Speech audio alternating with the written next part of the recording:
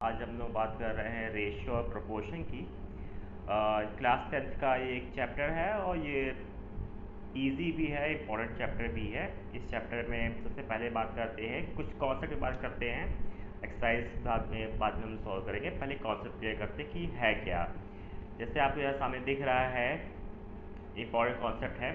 The ratio between x and y of a fraction is known as x upon y. अगर मेरे पास कहा गया है कि कोई दो नंबर है और वो रेशियो में है, जैसे कहा गया है कि x इज टू वाई है, तो उसको फ्रैक्शन में लिखेंगे तो ये हो जाएगा x बाई वाई। क्लियर है? ओके। देन हम लोग आगे बढ़ते हैं। उसके बाद कहा गया the ratio x y has no unit. किसी भी चीज़ की यूनिट हो, जैसे एग्जांपल के लिए मेरे पास मान लीजिए कि मेरे पास हो एक बार x हो, ठीक है, ये केजी में है, और y भी मेरे पास केजी में है। इस तरह जब इनका रेशियो निकालेंगे तो ये हो जाएगा x के जी अपॉन वाई के जी। सो के जी कैंसिल हो जाएगा, मेरे पास बचेगा x बाई वाई, तो इसकी कोई यूनिट नहीं आई है। आगे बढ़ते हैं। Ratio is taken only between positive quantities.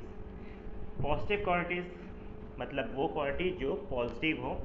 जैसे एग्जाम्पल, क्या रेशियो नेगेटिव नहीं हो सकता है?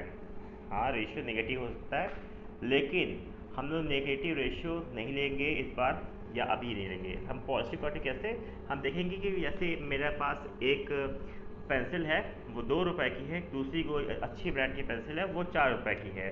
तो ये मालूम पड़ा कि पहली पेंसिल दूसरी पेंसिल की डबल है, 2 टाइम्स है।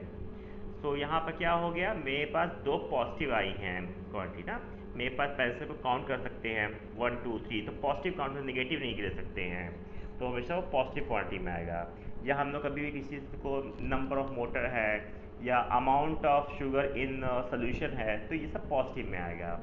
देन उसके बाद थर्ड के बाद फोर्थ है, ratio exist only between the quantities of the same kind. Ratio हमेशा दो, रेशियो कंपैरिजन दिखाता है। कंपैरिजन तभी पॉसिबल है जो दो सेम काइंड के हो।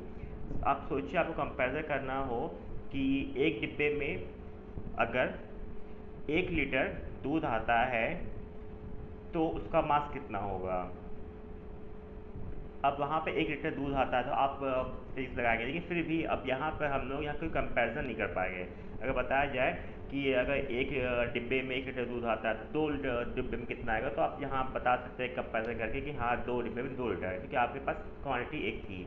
यहाँ पर क्वांटिटी एक नहीं है, जब तब वहाँ रेशियो ही निकालते हैं। मतलब रेशियो कंपैरिजन है, और कंपैरिजन केवल दो यूनिट के बीच में होता है जो सेम हो।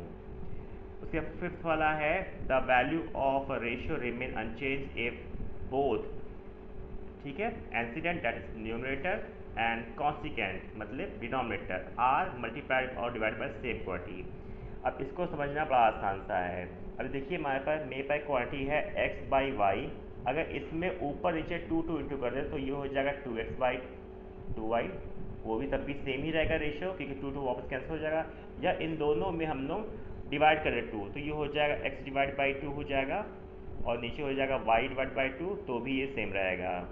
ठीक है, तो रेशियो में कभी भी ऊपर न्यूमरेटर डिनोमिनेटर में अगर आप कोई चीज़ मल्टीप्लाई कर रहे हैं या डिवाइड कर रहे हैं तो रेशियो में कोई फर्क नहीं पड़ता है।